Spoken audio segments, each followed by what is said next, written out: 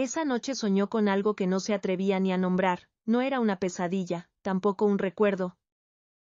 Era un susurro en la nuca, un calor en la espalda, un cuerpo que no era el de su marido, y unos ojos oscuros, maduros, que no la juzgaban, solo la miraban. Cuando despertó, jadeaba. Su cuerpo estaba empapado, y en su cabeza, no había duda, había soñado con él, con Tomás. Con el padre de su esposo, cerró los ojos, intentando borrar aquella imagen, pero no lo logró. Lucía tenía 32 años y 5 de casada. Su vida era, en apariencia, estable, un matrimonio sin grandes tormentas, pero también sin grandes pasiones. Vivían en una casa amplia de 3 pisos, en las afueras de Valencia. Junto a ellos, desde hacía 2 años, vivía Tomás, el padre de Mateo, viudo. Reservado, con un rostro curtido por los años, y por silencios. Al principio la presencia del suegro fue incómoda. Pero con el tiempo, Lucía se fue acostumbrando a compartir los desayunos con él, a escuchar sus pasos por el pasillo, a notar cómo siempre le llenaba el vaso de agua antes de que ella lo pidiera. Detalles, que en otro contexto, hubieran pasado desapercibidos, pero en la soledad que sentía desde hacía meses, pesaban. Mateo ya no era el hombre que la besaba en el cuello mientras cocinaba. Ahora, si se acercaba, era para preguntarle si había llamado el del seguro. Las noches se habían vuelto una costumbre sin contacto. Una distancia tibia y constante, y Lucía empezó a mirar hacia donde no debía. Un día lo notó. Fue sutil, estaba agachada, recogiendo una toalla caída del suelo, cuando al girarse, lo vio. Tomás estaba de pie en la puerta del salón. No dijo nada, no se giró, solo la miró. Y en esa mirada, algo vibró. No era deseo explícito, era atención. Una atención que su marido ya no le prestaba, y ella, en lugar de sentirse incómoda, se sintió viva. Desde entonces, evitaba cruzarse con él, pero también se arreglaba más, y empezaba a quedarse más rato en la cocina, por si él pasaba a por agua. Era absurdo. Peligroso, pero imposible de ignorar, hasta que un día, la casa se quedó vacía. Mateo había salido a una reunión en Alicante, la lluvia caía con fuerza, y Lucía, con las manos mojadas, se inclinó para fregar el suelo de la cocina. Entonces escuchó sus pasos. Tomás entró, no dijo nada. Solo se acercó, le tocó el hombro con la yema de los dedos y le dijo, «Te vas a resfriar». Su voz era grave, baja, demasiado cerca de su oído, y esa cercanía, la hizo temblar. Lucía se incorporó lentamente, con el corazón golpeando como si hubiese corrido escaleras arriba. La gota de agua que resbalaba por su mejilla no era lluvia, era calor. Tomás retrocedió medio paso, pero no rompió el contacto visual. Ella se cruzó de brazos, queriendo ocultar el temblor de sus manos. «Estoy bien», dijo con una voz que apenas le pertenecía. El suegro asintió, pero su mirada seguía ahí, fija, en su rostro, en sus labios, en el leve escote que la camiseta húmeda dejaba entrever. Lucía quiso decir algo, cualquier cosa que cortara el silencio, pero entonces él rompió la distancia. «Solo medio paso más. No deberías quedarte así», murmuró. «Estás empapada». «Lo sé. Ve a cambiarte, si quieres». «Yo termino aquí». Ella lo miró, y por un instante, se vio a sí misma desde fuera, una mujer casada, mojada hasta los huesos, en una cocina con su suegro, intercambiando frases que no eran inocentes. Pero en lugar de huir, se giró con lentitud y subió a su habitación. Al cerrar la puerta, apoyó la frente contra la madera, respiró hondo. Sus pechos subían y bajaban con fuerza, como si todo el aire del pasillo se hubiera ido. El reflejo del espejo le mostró a una mujer distinta, las mejillas enrojecidas, el cabello pegado a la cara, los pezones marcados bajo la tela fina. Se quitó la ropa con manos torpes, se secó sin cuidado, y se quedó en ropa interior frente al armario, sin saber qué ponerse. Ninguna prenda parecía adecuada. Tomó un vestido de algodón, sencillo, pero corto, más corto de lo normal. Y sin sujetador, no lo pensó, o quizás sí. Cuando bajó, la cocina olía a café recién hecho. Tomás había preparado 2 tazas, estaba de espaldas, removiendo lentamente. Pensé que te apetecería algo caliente, dijo sin volverse. Gracias, respondió ella, se sentó frente a él. El silencio volvió, pero ya no era incómodo, era denso, como si cada palabra no dicha flotara entre ellos. Tomás la observó finalmente, y esa vez, no hubo contención, su mirada bajó por su cuello, sus clavículas, y se detuvo en el borde del vestido. Lucía sintió como su piel respondía a cada milímetro de atención. Ese vestido te queda, pausó, muy bien. Ella sonrió, apenas. Es viejo. A veces las cosas viejas son las más hermosas. Su voz era baja, íntima. Ella jugó con el borde de la taza, sin mirarlo. Tomás, susurró. Él levantó la vista. Dime, ¿esto está mal? No respondió al instante, se inclinó hacia ella, tan cerca que sus rodillas casi se rozaban. No lo sé, dijo al fin, pero si lo es, entonces no quiero saber que está bien. El aliento tibio que chocó con su rostro la derritió, y antes de poder pensar, su mano ya estaba sobre la de él, sus dedos se entrelazaron lentamente, como si llevaran años esperando. El reloj de la pared marcó las 5:47, y a esa hora, por primera vez, Lucía dejó de ser la esposa de alguien. Y empezó a sentirse, mujer otra vez. Las gotas de lluvia aún golpeaban con suavidad los cristales de la ventana, pero en el interior de la cocina el mundo se había detenido. Lucía no sabía en qué momento se había inclinado hacia él. Solo sintió el tacto rugoso de la palma de Tomás acariciando el dorso de su mano, el calor subiendo por su brazo, el leve estremecimiento que se extendía como una caricia sin tocar. No dijeron más, sus cuerpos hablaban en un lenguaje sin palabras.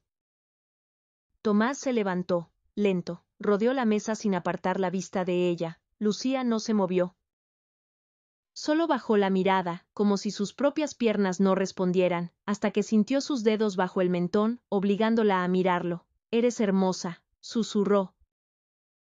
Ella tragó saliva. Mateo, no está aquí. ¿Pero existe? Tomás no contestó. En cambio, dejó que su pulgar dibujara el contorno de sus labios, y cuando ella cerró los ojos, su boca bajó. No fue un beso brusco. Fue lento, dolorosamente suave, como si estuviera pidiendo permiso en cada roce, como si cada movimiento fuese una decisión.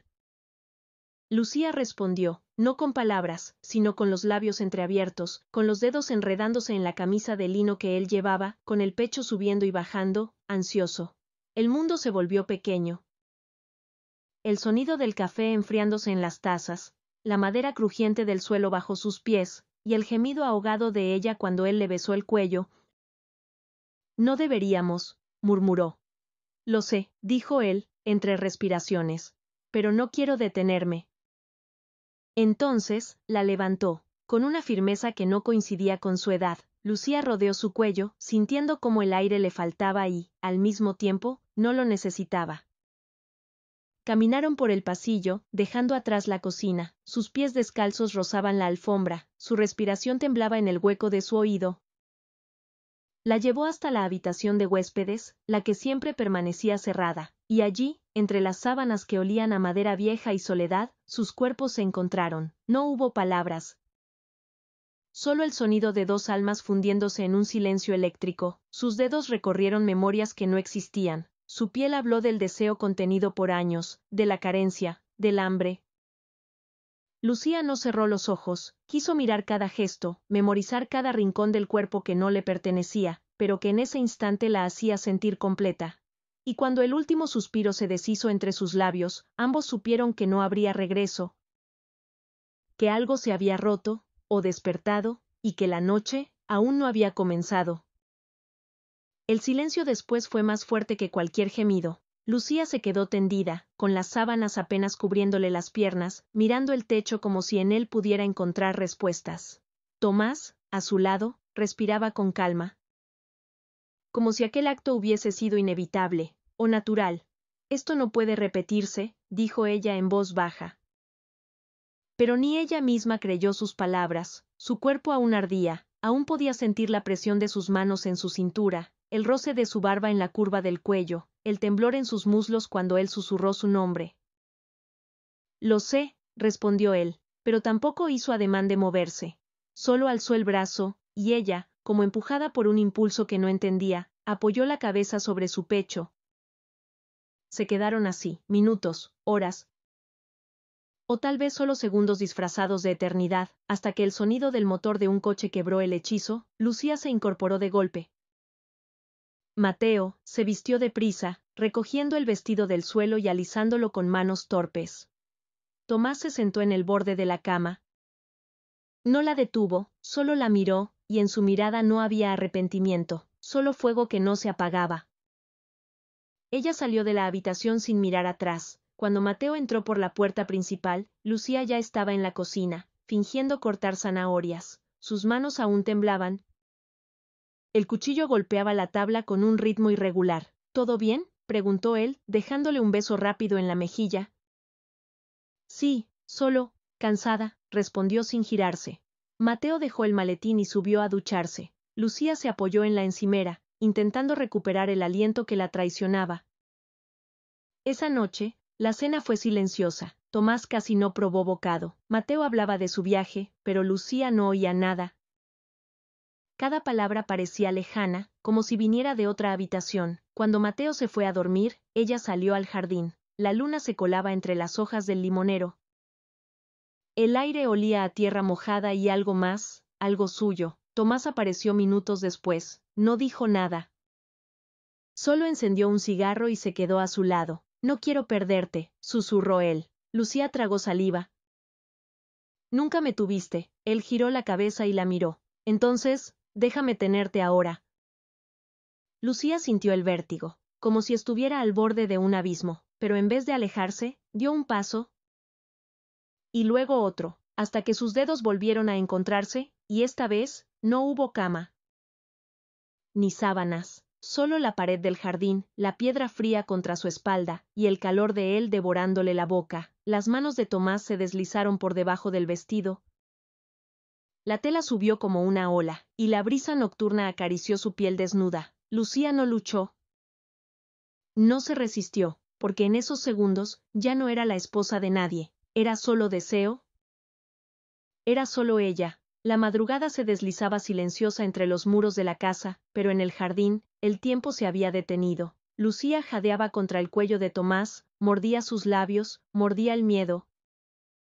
Ninguno habló, porque las palabras se vuelven torpes cuando el cuerpo arde, porque la culpa solo existe cuando se nombra.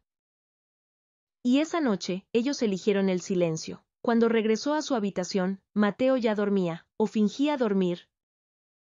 Lucía se metió en la cama con movimientos calculados, pero por dentro, todo temblaba. Durante los días siguientes, el mundo continuó como si nada. Las compras, las tareas del hogar, las conversaciones triviales. Pero todo estaba contaminado, el roce de los dedos al pasarle el salero, la mirada fugaz al cruzarse en el pasillo, el aroma de su camisa al tender la ropa. Lucía empezó a evitarlo. O a intentarlo. Pero cada noche que Mateo no estaba, cada vez que el sol caía detrás de las persianas, Tomás aparecía, y ella no lo detenía. Se hicieron adictos al secreto, al peligro, a esa tensión que latía bajo la piel. Hasta que un día, todo estalló. Era sábado por la tarde. Mateo regresó antes de lo previsto. Y entró al salón justo en el momento en que Tomás se inclinaba para besar la nuca de Lucía, quien, sentada en el sofá, no había notado su presencia. El golpe de la puerta sacudió el aire. ¿Qué carajo es esto? El grito fue seco, cruel, como una bofetada que ni uno ni otro pudo esquivar. Lucía se levantó de golpe. Tomás permaneció inmóvil, como si enfrentara el juicio de un hijo que ya lo había condenado. ¿Con mi padre? Mateo temblaba, los ojos desorbitados. No es lo que parece, balbuceó Lucía, pero lo era. Mateo no respondió. Solo se fue, no recogió nada, no gritó más.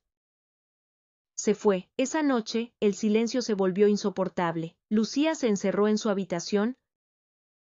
Tomás no subió. Al día siguiente, la casa estaba vacía, sin ruidos, sin olor a café, sin aire. Lucía bajó. La mesa seguía puesta, las sillas en su lugar, pero Tomás no estaba. Tampoco sus cosas, había desaparecido, y con él, todo lo que la había hecho temblar. Lucía se quedó sola, con la piel desnuda de tantas madrugadas, con la boca hambrienta de un nombre que ya no podía pronunciar. Días después, recibió una carta, unas líneas escritas con la caligrafía temblorosa de alguien que amó en silencio por demasiado tiempo. No podía quedarme sabiendo que te destruí, pero tampoco me arrepiento. Porque fuiste lo único real en mi vida desde que ella se fue. Te llevas mi último deseo, Lucía, que no me olvides.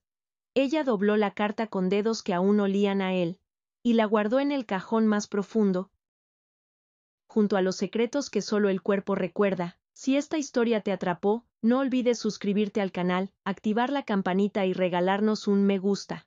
Aquí seguimos compartiendo relatos prohibidos, secretos y pasiones escondidas. Hasta el próximo episodio de Relatos de Infidelidad.